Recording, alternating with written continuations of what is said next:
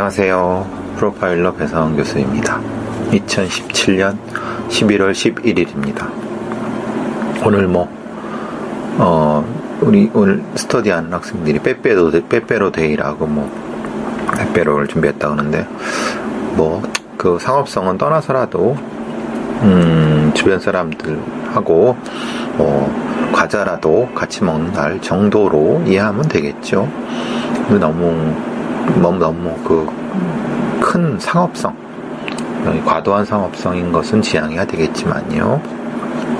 날이 추워졌습니다. 늘 요런 날씨가 갑자기 추워지는 때는 이제 다치거나 감기, 그리고 또 하나는 이제 좀 건조하고 그러면 이제 넘어지면 사실 이 뼈가 부러지거나 아니면 그런 형태들이 많이 나타나니까 항상 여유 있게 다니시기 바라고요. 제가 어제 MBN에서 생방송을 잠깐 하다가 나온 얘기인데, 참 기가 막힌 사례가 하나 있어갖고, 이게 이제 CBS 라디오 시사잡기 정관용입니다라에서도 소개된 내용입니다. 예를 들면 대형 병원의 간호사들이 일정의 그 병원이 소속된 대형 재단, 이 병원끼리의 일종의 친목 가을 잔치 같은 걸 많이 하지 않습니까? 근데 그런 가을 잔치 같은 거, 학교 같은 운동회 같은 형태가 되는데, 운동회나 축제 같은 이런 게 되는데, 그런 데에서 이제 신입 아니면 좀 젊은 초입 간호사들한테 장기 자랑을 하라고 하고, 요즘 걸그룹들이 추는 좀 아주 그냥 짧고 아주 본인에선 수치스러울 정도의 짧은 옷과 이런 옷을 입고 좀 해괴한, 아주 성적으로 민망한 그런 동작을 하는 걸그룹 춤추는 간호사, 이런 얘기가 나왔어요. 그걸 이제 재단의 고위, 나이 많은 고위급들이 그걸 보고 낄낄 웃고, 일종의, 저는 그런 얘기를 했습니다. 일종의 지배구조일 수 있겠다.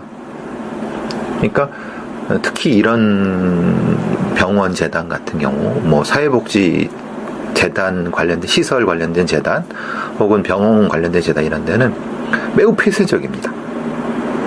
그래서 재단의 고위층, 그리고 시설의 장들, 중간 간부들, 층층이 이어지고, 거기에 신입으로 들어가는 간호사든, 아니면 복지시설의 어떤 복지사라든, 이런 사람들이든, 일하는 사람들이든, 이런 사람들한테 일정 정도 강요를 하는 거죠. 뭐냐면, 암묵적인 강요를 하는 거죠. 예를 들면은, 이 의료재단에 산하에 몇 개 병원이 있는데, 거기에 신입 간호사들이나 직원들이 서로 일종의 경쟁을 해서 이런 걸 우리가 더 나아야 되지 않나, 이런 식으로 이제 일종의 강요 아닌 설득을 해서 결국은 누가 더 야하게 춤을 추느냐를 이렇게 해서 이른바 재단 고위층의 비위를 맞추는, 낄낄거리고 웃고, 끝내는 술 처먹고 이제 지들끼리 막 와서 또 술도 따르라고, 이런, 안 봐도 비디오죠. 이거는 학계 재단부터 시작해서 의료재단, 사회복지재단, 우리 사회에 아주 그냥 더럽고 추잡한 그런, 공개되지 않는 그런, 스스로 지들이 왕인 줄 알고 하는 이런 그런 재단들, 재단 법인들이 많이 있습니다. 끝내 이제 지금 이렇게 이제 드러나게 된 건데요. 이런 거죠. 체육대회에 동원돼서 야한 옷을 입고 선정적인 춤을 추는 병원.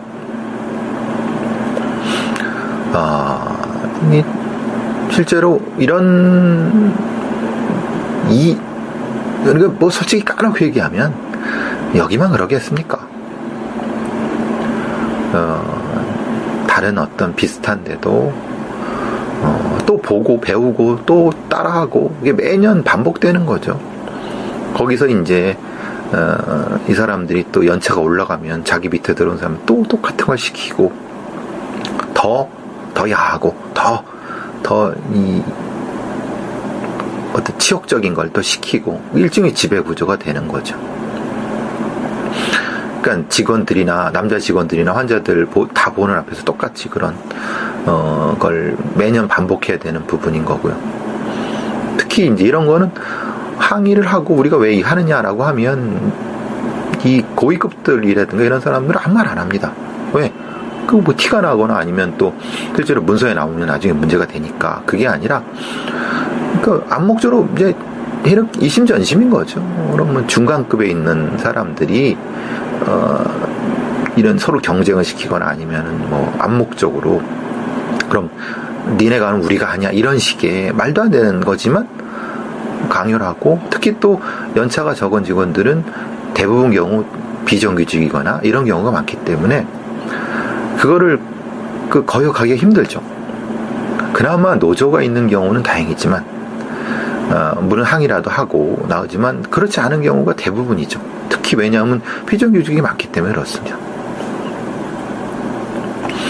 그래서 이제 보통 그런 거를 각계격파를 하죠. 뭐냐면은 이 각각의 병동이라든가 아니면 파트의 수간호사 같은 사람들이 개별으로 이제 각계격파를 해갖고 뭐 정규직에 대한 일종의 사탕 발림을 하거나 아니면은 재계약을 내세워서 하게 하고 이런 것들이 필비재하게 늘어나는 겁니다. 더군다나 이제 임금도 낮고 그러니까 2중 3중의 고통이 반복되고 있는 거죠. 글쎄 여기 정관용의 시사잡기에서는 그런 얘기는 노동조합이 대안이 될 수 있다. 저도 그렇게 생각합니다. 노동조합이 일종의 대안이 될 수 있고 또 하나는 근데 이것은 노동조합만이 아니라 노동부의 근로감독관들이 철저하게 단속을 하고 철저하게 처벌해야 됩니다. 근데 문제는 잘 아시다시피 MBC 김장겸 사태 보세요. MBC가 개판된 거 보세요. 그때는 근로감독관이 없었습니까? 근데 정권이 바뀌자 근로감독관이 와서 또 하죠. 이렇게 근로감독을 해서 흔히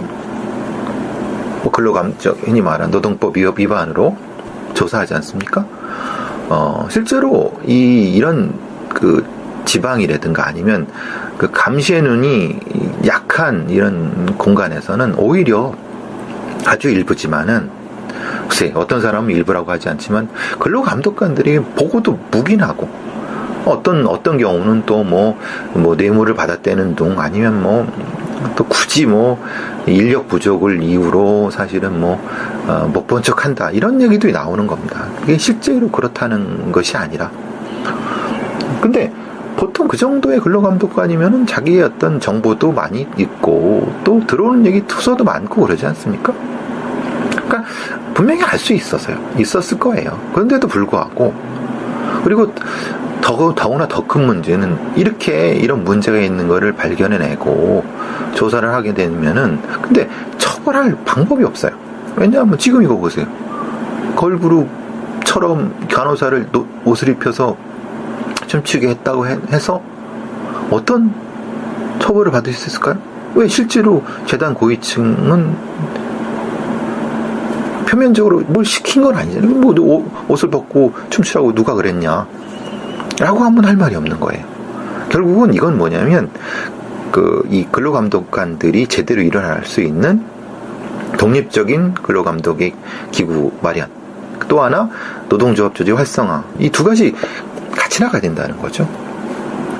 그런데 그리고 또 하나는 핵심적이지만은 이런 폐쇄적인 법인들, 사회복지법인이나 아니면 의료법인 같은 데에 대한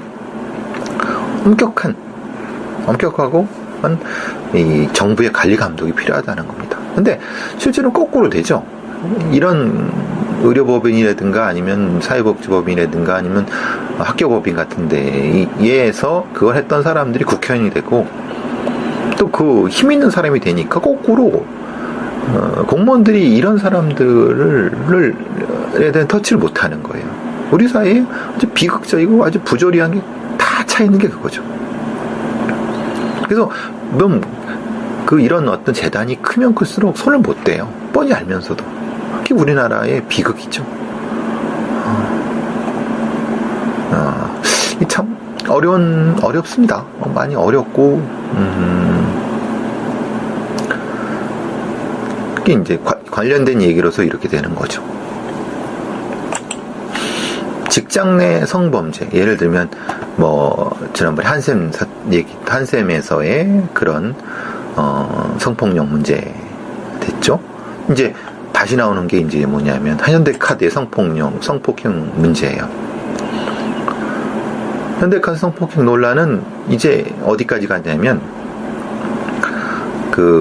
자기 자신이 성폭행을 당했다고 인터넷에 올린 여성이 오히려 거꾸로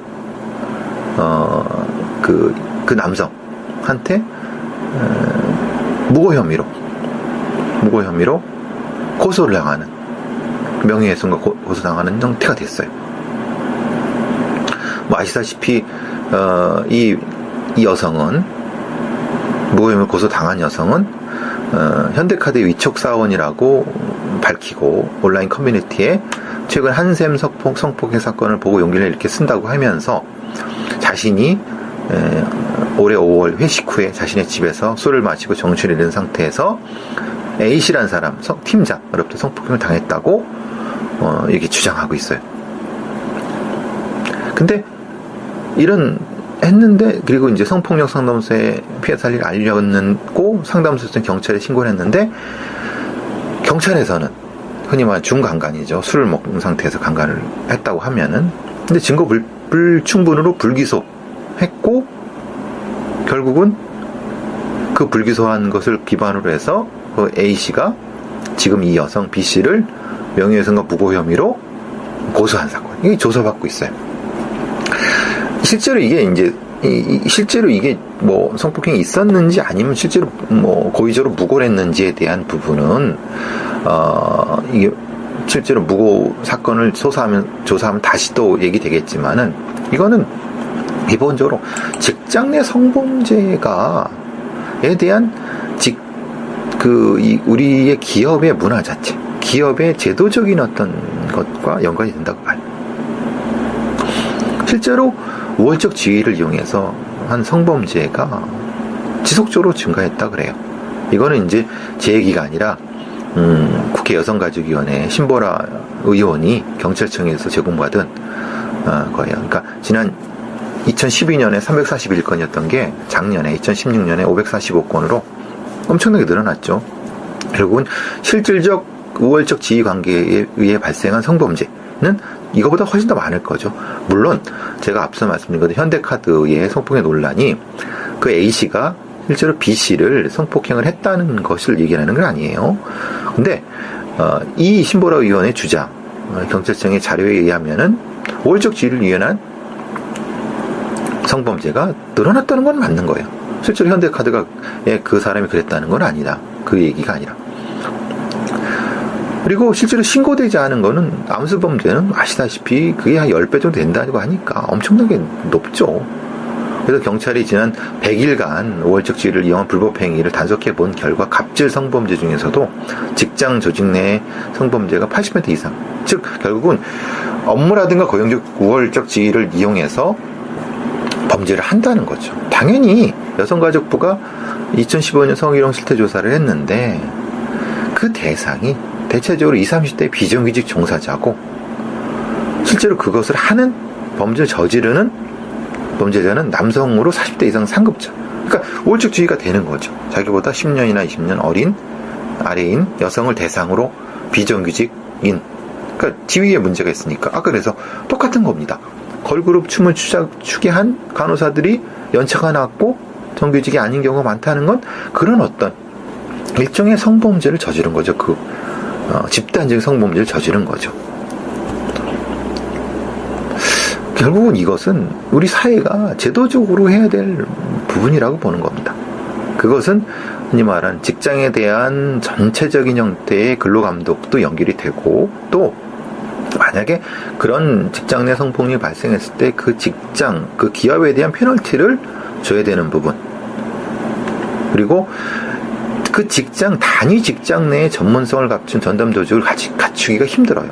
우리가 한샘 사태에서 보는 것처럼 거기에 그 몰카 피해를 당한 피해자를 상담했던 어떤 교육 담당자란 그런 사람이 오히려 성범죄의 가해자로 지금 뭐 얘기되고 이런 상태. 그러니까 전문성이 부족한 거예요.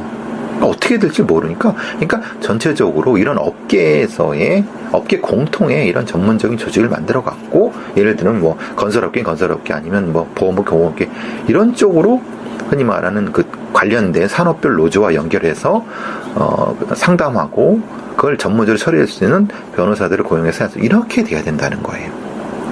우리는 거기까지 너무 약해요. 2015년 성희롱 실태조사를 했을 때, 여성가족부가 했을 때 가장 핵심적인 것이 그 전문성이 부족하다, 그런 걸 뭐 담당하는. 그리고 전문성이 낮다는 것은 결국은 그 전담 기구가 무슨 얘기를 해도 고위직에 들어먹질 않는다. 그러니까 그냥 기껏해야 과장 정도가 하니까 회사 사장이 저 사람들의 말을 들을 이유가 없죠. 이런 직장 내 성폭력 문제를 조직적으로, 전 사회적으로 해결하지 않으면 이와 같은 일은 지속적으로 발생할 것이다 라고 하는 거고요.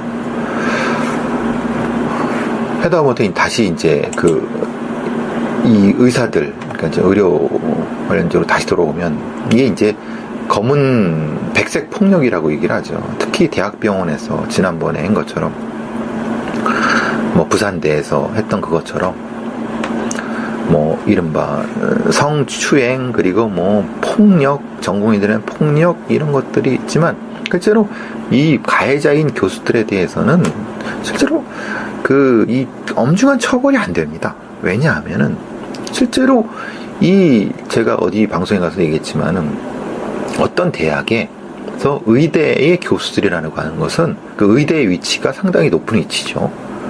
거기를 구성하기는 의대 교수들이라고 하는 존재들이 막강한 힘을 가지고 있습니다.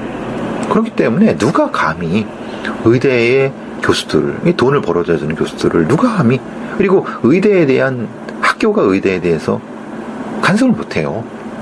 그러니까 총장이 아무리 대학병원에서 문제가 났을 때 기껏해야 뭐 자체적으로 해결하라고 하고, 중징계는 기껏해야 없는, 대부분 81%가 훈계주의 경고 정도, 파면을 한 건도 없대요, 여태까지. 그러니까 더더욱 이 성범죄 처벌이 이런 비리와 범죄를 계속 키운 거죠. 뭐 두들겨 패기도 하고 욕하는 건 물론이거니와, 그런데도 불구하고 대학병원 교수는 신고되지도 않고 처벌받지도 않고, 더더구나 형사처벌은 그 사람이 크게 다치거나 아니면 뭐 죽거나 이런 경우가 아니면 거의 있질 않는 거예요. 거기다가 뭐 노조에서 심각하게 부딪히지 않는 경우는 그 처벌되지 않는다는 거예요. 그렇다고 봤을 때 이것은 우리나라의 사립학교 재단에 대한 법을 바꾸는 것과 연계된다. 지금처럼 이런 경우는 사립학교 재단한테 그 교수의 이 처벌을 위임하는 경우예요, 일종의. 근데 그 사립학교 재단은 처벌 안 해요. 결국은 이런 경우에 그 사립학교 재단의 법 규정을 바꿔서 이런 종류의 심각한 문제일 경우는 처벌권을 사립학교 재단에 두는 것이 아니라 외부에 두는 형태로 해야 된다는 거죠. 그래야지. 그리고 이제 말씀드린 것처럼 이런 전공의 제도를 바꿀 수 있는 여러 가지 제도적인 것이 필요하다는 거죠. 지금까지 도제 시스템화에서는 이 백색 폭력이 계속 대물림되고 있어요. 그런 사람들한테 우리의 생명을 맡겨야 된다는 게 말이 됩니까?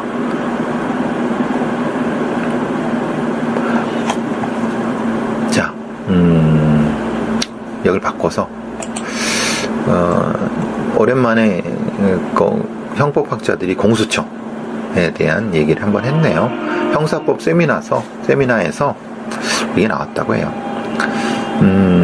물론 이 형법학자들의 주장은 공수처의 중립성에 대한 얘기를 많이 하는 것 같아요. 근데 문제는 특히 한국 형사법학회와 한국 비교형사법학회, 한국 형사정책학회, 한국 피해자학회, 한국 형사소법학회 같은 이런 데서 공동으로 마련했는데, 서경대의 정웅석 법대 교수 등이 이런 발표를 하셨다고 해요. 특히 정 교수님은 이런 말씀하셨네요. 공수처의 성패는 정치적 중립성에 대한 거예요. 근데 문제는 그것이 최종적으로 대통령의 의지에 달려있다고 보니까 이게 성공할 수 있나? 이런 생각을 한다는 거예요. 저는 이렇게 생각해요. 늘 말씀드렸지만은, 공수처라는 것이 정치적 세력, 정치적인 어떤 독립성. 예를 들면 지금 같은 경우죠. 문재인 정부에서 공수처 설립을 주도했는데, 거꾸로 정권이 바뀌어서 문재인 정부에 있는 사람들이 공수처의 수사 대상이 됐을 때 제대로 작동이 될 수 있는가? 이런. 그러니까 좀 더 이 시스템적으로 안정적인 공수처를 만들 수 있는가? 이런 걸 고민해야 된다는 거예요. 저도 전적으로 동의한다는 거죠. 그래서 여기 이제 가천대 이근우 교수 같은 분들은 공수처장 인선에 국회가 구성한 추천위원회가 관여해야 된다는 것도 저는 상당히 동의하는 반면에, 어쩔 수 없이 어차피 행정부에 있는 사람들을 수사해야 되는 공수처의 입장에서는 행정부에 있는 사람들이 추천위를 하는 건 사실은 좀 웃긴 거죠. 그죠? 최영승 한양대 교수님도 이런 거죠. 공수처의 독립과 중립성을 위해서는 처장 추천위원회가 국회 소속이고, 법무부 장관, 대법원장, 대한변협 회장의 추천위 구성을 배정해야 된다라고 저도 그렇게 생각하는 거예요. 왜냐하면 법무부 장관은 당연히 미국과 달리 행정부 소속이고, 대법원장도 이 대법원장 저쪽 다른 쪽 소속이고, 이런 부분들인 거죠. 그리고 저는 아주 전적으로 동의하는 바가 입니다. 공수처장에 독립적으로 중립적으로 이끌 경험과 지식 있는 사람이 처장이 될 수 있도록 하는데, 아주 전적으로 동의하는 건, 처장 자격을 법조인에 한정할 필요 없다고는 저도 아주 전적으로 동의합니다. 보통 우리가 특검이라든가 아니면 이런 수사 관련된 조직을 대부분 변호사 출신들이나 법조인 중심으로 하니까 굉장히 좁아요. 그 사람들은 다 아는 사람들이거든요. 그러면은 어떻게 그걸 할 수 있겠습니까? 그러니까 전적으로 이 자격 자체를 법조인 한정하는 게 아니라 좀 더 포괄적으로, 그리고 그 수사관들, 그러니까 직접 공수처에 수사를 할 수 있는 사람들도 법조인에 한정할 필요 없다고 보는 거예요.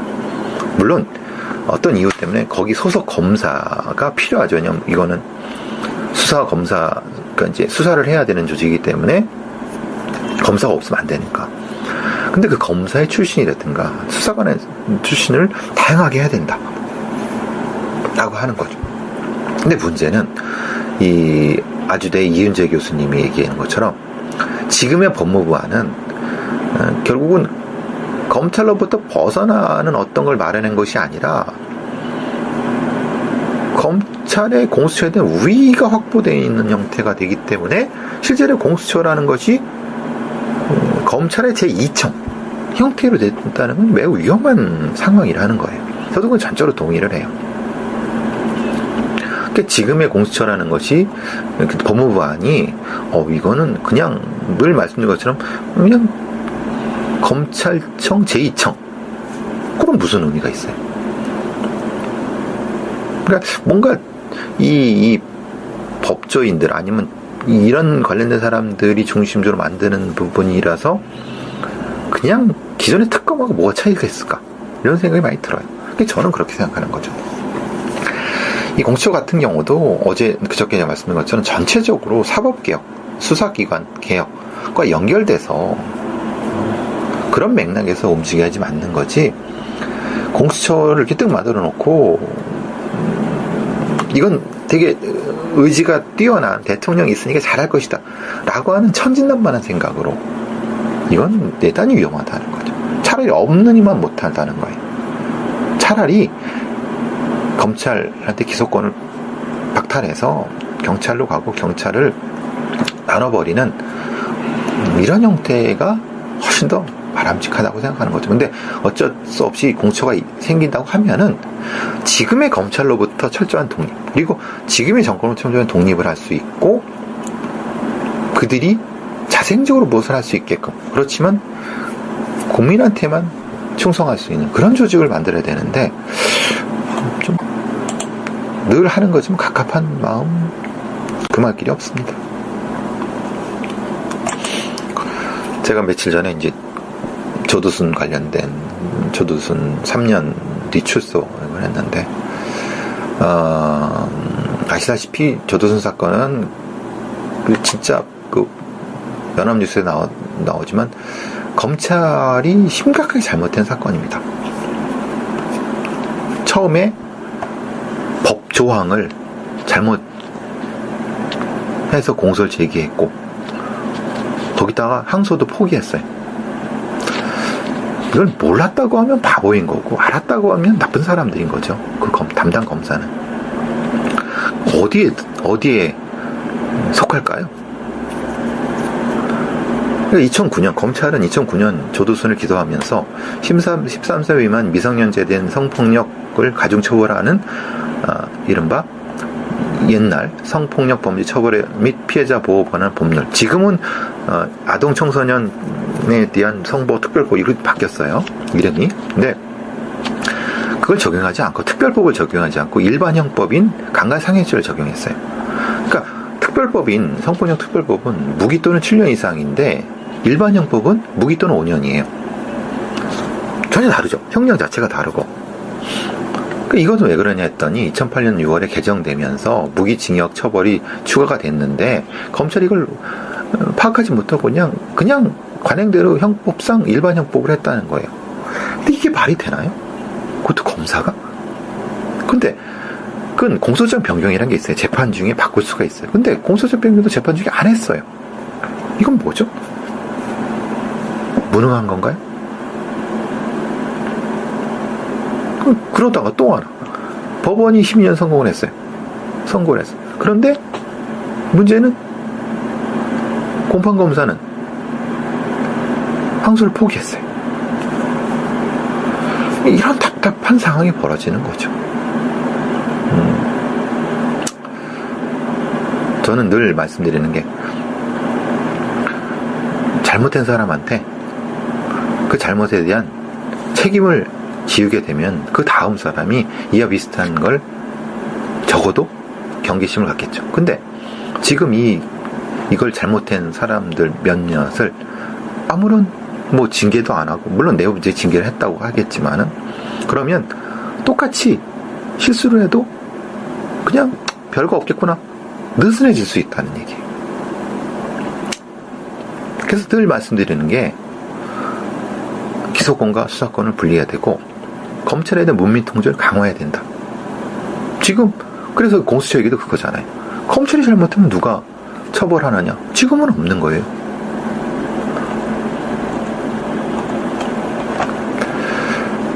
자, 아주 기가 막힌 범죄자를 소개시켜드리면은, 전직 보험 설계사예요. 50대 여성인데 1999년 3월부터 2005년까지 16개의 보험사에서 29개의 보험 상품을 가입했어요. 특히 보장성 보험이죠. 그러니까 특정 보험사고에 대해서 정액보험금을 주는 보장성 보험은 이제 여러 보험회사에 중복으로 가입할 수 있어요. 이 사람은 보험 설계사이기 때문에 잘한 거죠. 그래서 입원 치료를 하루를 받으면 89만 원의 보험금을 받을수록 자기가 설계했어, 자기 거를. 그 다음에 2007년도에부터 10월부터 11월까지 넘어져서 허리가 아프다는 주장으로 25일간 입원해갖고 11개의 보험사에서 1,000만 원을 뜯어냈어요. 그 다음에 또 27차례나 입원한 다음에 5억 원을 넘게를 받아냈어요. 이 사람은 실제로 17개의 보험사에서 24개의 보험 상품을 가입한 또 다른 B씨도 역시 이런 보장성 보험을 통해서 가입했어요. 이 사람도 역시 3억 5천. 그래서 이제 검찰에서는, 보험회사에서는 이 사람을 고소를 했고, 검찰에서는 사기 혐의로 기소를 했는데, 문제는 법원에서는 이런 거죠. 이 사람이 실제로 이 피고인들이 의사와 보험금을 수령해서 허위 입원을 했다고 할 수도 없고 공모를 했었다고 할 수도 없고 의사들이 그걸 묵인해다 볼 만한 증거가 없다라는 거예요. 그런데 핵심은 이 두 사람이 정확히 보험제도의 맹점을 알아갖고 그걸 설계해서 한 거잖아요. 근데 그 고의만 가지고는 범죄가 될 수 없다라고 하는 거예요. 참 황당하죠. 그러니까 우리 그만큼 이 보험회사들은 모르는 그 시민들한테는 보험료 다 받고 실제로 보장을 안 해주는 경우가 훨씬 많아요. 근데 이렇게 아는 사기꾼들한테는 맥없이 당해요. 모르니까 우리나라의 국민들이 이런 보험회사를 믿지 못하는 거고 실제로 법 조항이라든가 아니면은 수사 어떤 이게 촘촘하지가 못하고 치밀하지가 못해요. 저는 법원의 판단을 판사가 저는 욕하고 싶진 않아요. 왜냐하면은 판사 입장에서는 지금 있는 법 그리고 여러 가지 형태로 봐서 자기는 최선을 다했다고 봐요.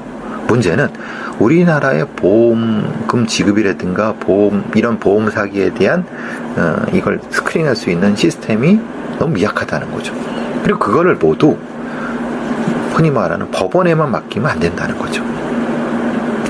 그래서 검찰에 있는 수사 조직도 역시 치밀해져야 되고 법정도 치밀해져야 되고 그래야 된다는 거예요. 좀 황당한 사건이죠. 황당하지만 우리의 이 일반 시민들의 보험료가 엉뚱한 사람들한테 가는 그런 형태죠. 자, 오늘은 제가 좀 이따 스터디를 해야 돼갖고 여기서 마치겠습니다. 건강하시고 또 시간이 되면 내일 또 뵙도록 하겠습니다. 감사합니다. 비극이죠. 참 어렵습니다. 많이 어렵고 그게 이제 관련된 얘기로서 이렇게 되는 거죠. 직장 내 성범죄, 예를 들면 지난번에 한샘에서의 그런 성폭력 문제 됐죠. 이제 다시 나오는 게 이제 뭐냐면 현대카드의 성폭행 문제예요. 현대카드 성폭행 논란은 이제 어디까지 갔냐면 자기 자신이 성폭행을 당했다고 인터넷에 올린 여성이 오히려 거꾸로 그 남성한테 무고 혐의로 고소를 당하는 명예훼손과 고소당하는 형태가 됐어요. 아시다시피 이 여성은 무고 혐의로 고소당한 여성은 현대카드의 위촉 사원이라고 밝히고 온라인 커뮤니티에 최근 한샘 성폭행 사건을 보고 용기를 이렇게 쓴다고 하면서 자신이 올해 5월 회식 후에 자신의 집에서 술을 마시고 정신을 잃은 상태에서 A씨라는 사람, 팀장으로부터 성폭행을 당했다고 이렇게 주장하고 있어요. 근데 했는데 그리고 이제 성폭력 상담소에 피해 사실을 알렸고 상담소에서 경찰에 신고를 했는데 경찰에서는 흔히 말하는 중강간이죠. 술을 먹은 상태에서 강간을 했다고 하면은 근데 증거 불충분으로 불기소했고 결국은 그 불기소한 것을 기반으로 해서 그 A씨가 지금 이 여성 B씨를 명예훼손과 무고 혐의로 고소한 사건. 이게 조사받고 있어요. 실제로 이게 성폭행이 있었는지 아니면 실제로 고의적으로 무고를 했는지에 대한 부분은 이게 실제로 무고 사건을 조사하면 다시 또 얘기되겠지만은 이거는 기본적으로 직장 내 성범죄에 대한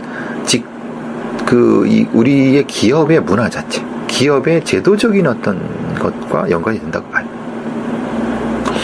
실제로 안녕하세요. 프로파일러 배상원 교수입니다. 2017년 11월 11일입니다. 오늘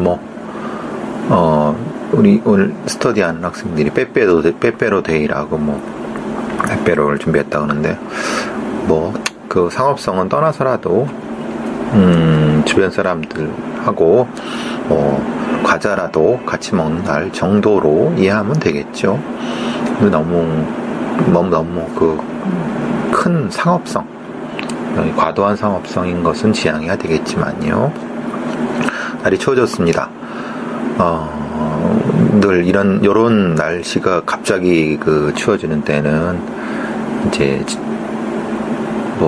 다치거나 감기, 그리고 또 하나는 이제 좀 건조하고 그러면 이제 넘어지면 사실 이 뼈가 부러지거나 아니면 이런 그런 형태들이 많이 나타나니까 항상 여유 있게 다니시기 바라고요.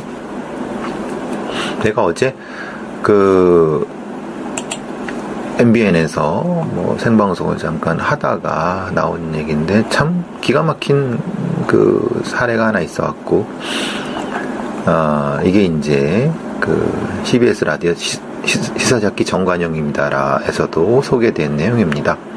예를 들면 대형 병원의 간호사들이 일정의 그 병원이 소속된 대형 재단, 이 병원끼리의 일종의 친목 가을 잔치 같은 걸 많이 하지 않습니까?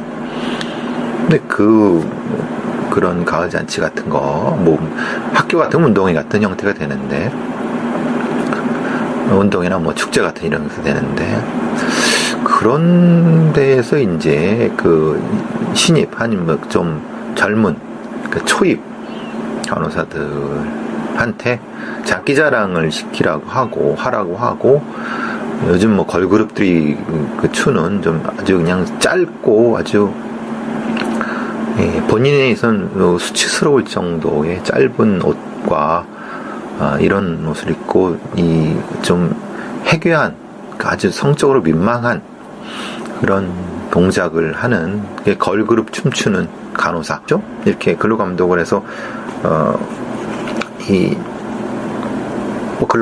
흔히 말하는 노동법 위반으로 조사하지 않습니까? 실제로 이런 지방이라든가 아니면 감시의 눈이 약한 이런 공간에서는 오히려 아주 일부지만은, 글쎄 어떤 사람은 일부라고 하지 않지만 근로감독관들이 보고도 묵인하고, 어떤 경우는 또 뇌물을 받았다는 둥, 아니면 또 굳이 인력 부족을 이유로 사실은 못 본 척 한다, 이런 얘기도 나오는 겁니다. 이게 실제로 그렇다는 것이 아니라. 근데 보통 그 정도의 근로감독관이면은 자기의 어떤 정보도 많이 있고, 또 들어오는 얘기 투서도 많고 그러지 않습니까? 그러니까 분명히 알 수 있었을 거예요. 그런데도 불구하고, 그리고 더구나 더 큰 문제는 이런 문제가 있는 거를 발견해내고 조사를 하게 되면은, 근데 처벌할 방법이 없어요. 왜냐하면 지금 이거 보세요.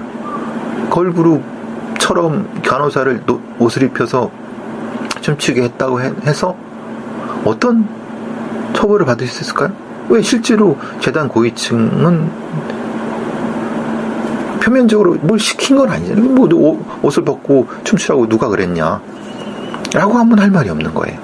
결국은 이건 뭐냐면 이 근로감독관들이 제대로 일어날 수 있는 독립적인 근로감독의 기구 마련, 또 하나 노동조합 조직 활성화, 이 두 가지 같이 나가야 된다는 거죠. 그런데 그리고 또 하나는 핵심적이지만은 이런 폐쇄적인 법인들, 사회복지법인이나 아니면 의료법인 같은 데에 대한 엄격하고 이 정부의 관리 감독이 필요하다는 겁니다. 근데 실제로는 거꾸로 되죠. 이런 의료법인이라든가 아니면 사회복지법인이라든가 아니면 학교법인 같은 데에서 그걸 했던 사람들이 국회의원이 되고, 또 그 힘 있는 사람이 되니까 거꾸로 공무원들이 이런 사람들에 대한 터치를 못하는 거예요. 우리 사회에 아주 비극적이고 아주 부조리한 게 다 차 있는 게 그거죠. 그래서 이런 어떤 재단이 크면 클수록 손을 못 대요. 뻔히 알면서도. 특히 우리나라에 이런 얘기가 나왔어요. 그걸 이제 그 재단의 고위 그 나이 많은 고위급들이 그걸 보고 낄낄 웃고 일종의 저는 그런 얘기를 했습니다. 일종의 지배구조일 수 있겠다. 그러니까 특히 이런 병원 재단 같은 경우 뭐 사회복지 재단 관련된 시설 관련된 재단 혹은 병원 관련된 재단 이런 데는 매우 폐쇄적입니다.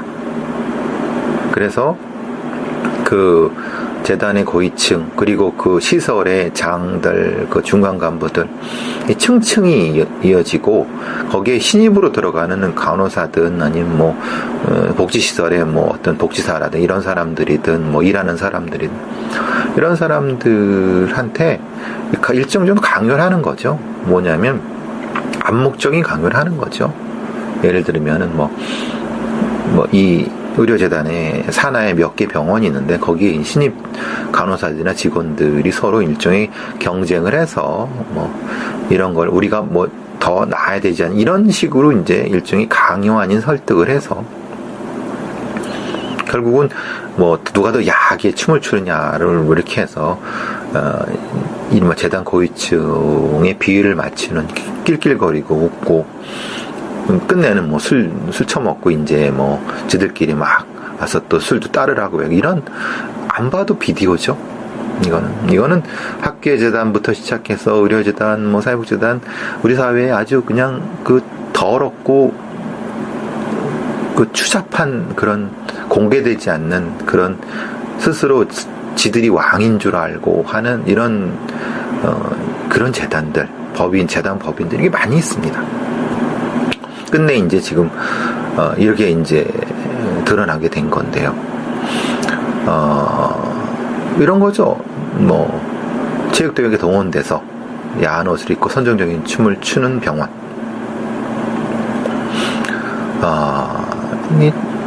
실제로 이런 그러니까 뭐 솔직히 까놓고 얘기하면 여기만 그러겠습니까? 다른 어떤 비슷한데도 또 보고 배우고 또 따라하고 이게 매년 반복되는 거죠. 거기서 이제 이 사람들이 또 연차가 올라가면 자기 밑에 들어온 사람 또 똑같은 걸 시키고 더 야하고 더 이 어떤 치욕적인 걸 또 시키고 일종의 지배 구조가 되는 거죠. 그러니까 직원들이나 남자 직원들이나 환자들 다 보는 앞에서 똑같이 그런 걸 매년 반복해야 되는 부분인 거고요. 특히 이제 이런 거는 항의를 하고 우리가 왜 하느냐라고 하면 이 고위급들이라든가 이런 사람들은 아무 말 안 합니다. 왜? 그 뭐 티가 나거나 아니면 또 실제로 문서에 나오면 나중에 문제가 되니까 그게 아니라 그러니까 암묵적으로 이제 이심전심인 거죠. 그러면 중간급에 있는 사람들이 이런 서로 경쟁을 시키거나 아니면은 뭐 암묵적으로 그럼 니네가 하는 우리가 하냐 이런 식의 말도 안 되는 거지만 강요를 하고 특히 또 연차가 적은 직원들은 대부분 경우 비정규직이거나 이런 경우가 많기 때문에 그거를 거역하기가 힘들죠. 그나마 노조가 있는 경우는 다행이지만 물론 항의라도 하고 나오지만 그렇지 않은 경우가 대부분이죠. 특히 왜냐하면 비정규직이 많기 때문에 그렇습니다. 그래서 이제 보통 그런 거를 각계격파를 하죠. 뭐냐면은 이 각각의 병동이라든가 아니면 파트의 수간호사 같은 사람들이 개별으로 이제 각계격파를 해갖고 뭐 정규직에 대한 일종의 그 사탕 발림을 하거나 아니면은 재계약을 내세워서 하게 하고 이런 것들이 비일비재하게 늘어나는 겁니다. 더군다나 이제 임금도 낮고 그러니까 2중 3중의 고통이 반복되고 있는 거죠. 글쎄 여기 정관용의 시사잡기에서는 그런 얘기는 노동조합이 대안이 될 수 있다. 저도 그렇게 생각합니다. 노동조합이 일종의 대안이 될 수 있고 또 하나는 근데 이것은 노동조합만이 아니라 노동부의 근로감독관들이 철저하게 단속을 하고 철저하게 처벌을 해야 됩니다. 근데 문제는 잘 아시다시피 그 MBC 김장겸 사태 보세요. MBC가 개판된 거 보세요. 그때는 근로감독관이 없었습니까? 근데 정권이 바뀌자 근로감독관이 와서 또